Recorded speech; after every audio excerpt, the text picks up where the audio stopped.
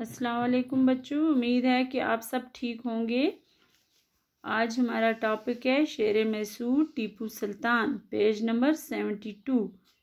हम ये पढ़ेंगे और इसको मैं आपको समझाऊंगी भी, पढ़ेंगे भी और समझेंगे भी। जनूबी हिंदुस्तान में मैसूर एक तारीखी शहर है। आज से तकरीबन 250 साल पहले इस इलाके में हैदर अली नाम का एक सिपाही था। वो अपने हिम्मत और हौसले से तरक्की करता हुआ मैसूर की रियासत का हुक्मरान बन गया।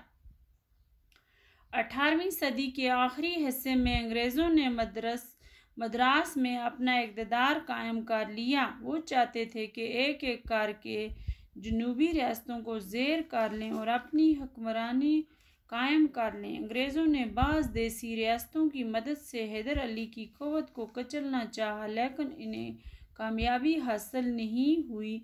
हैदर अली भी अंग्रेज़ों की चालों को खूब समझ रहा था। इसने तनहा अंग्रेज़ों को बेदरपा शिकस्तें देकर अपनी बहादुरी का लोहा मनवा लिया। सन 1782 ईस्वी में इसका इंतकाल हो गया। इस वक्त इसके बेटे फ़तेह अली टीपू की उम्र 20 साल थी।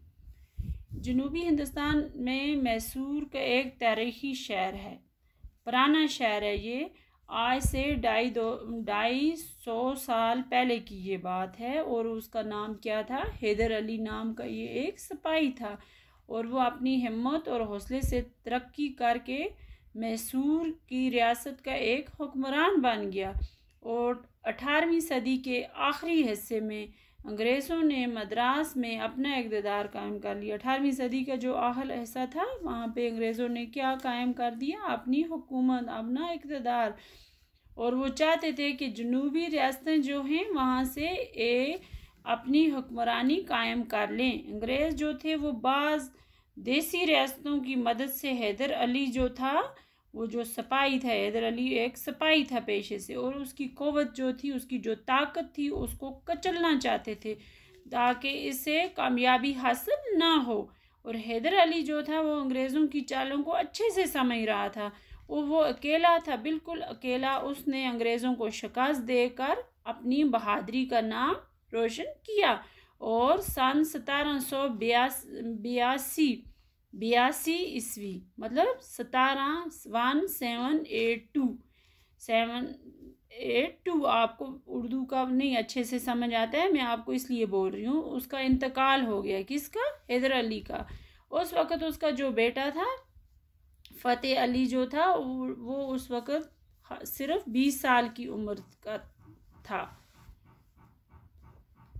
हैदर ने टीपू की आला तरीन तालीम का इंतज़ाम किया था और इसको बेहतरीन जंगी तरबियत दिलाई थी। वो अपने बाप की तरह बाहिम्मत, हौसलामंद और दिलेर था। सैर व तफरीक में भी टीपू को शेर का शिकार बहुत पसंद था। वो तलवार से शिकार करता था। शेर को बंदूक से मारना वो बुज़दिली समझता था। उसके तख्त नशीन होने से पहले का वाक़ा है कि एक रोज़ टीपू एक फ्रांसीसी अफीसर के साथ शिकार को गया। शेर सामने आया तो अफीसर ने बंदूक तान ली। टीपू ने इसको रोक दिया। उधर शेर तेज़ी से इन दोनों पर लपका। टीपू ने बिजली की सी तेज़ी के साथ चपट कर शेर पर वार किया और तलवार के एक ही वार में शेर की चारों टांगें उसके जिस्म से अलग कर दी।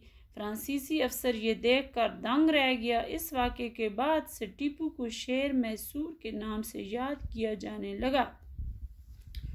जो टीपू था वो हैदर अली का बेटा था और उसको अपने बाप ने आला तालीम दिलवाई थी। और उसको ज़्यादा तक किसकी तरबियत थी? जंगी तरबियत थी, मतलब जंग किस तरह होती है, क्या उसमें रोल करना होता है। और उसका जो बाप था उसने उसको एक अच्छा हिम्मत वाला, हौसलेमंद और दिलेर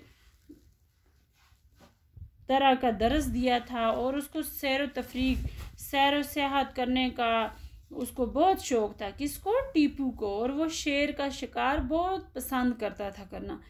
एक दिन वो किसी जगह पे गया था तो उसके साथ एक फ्रांसीसी अफीसर था और उनको अचानक वहाँ पे आगे से एक शेर आ गया। तो अफीसर जो था उसके पास बंदूक थी, उसने अचानक उस बंदूक उसकी तरफ कर दी, शेर की तरफ।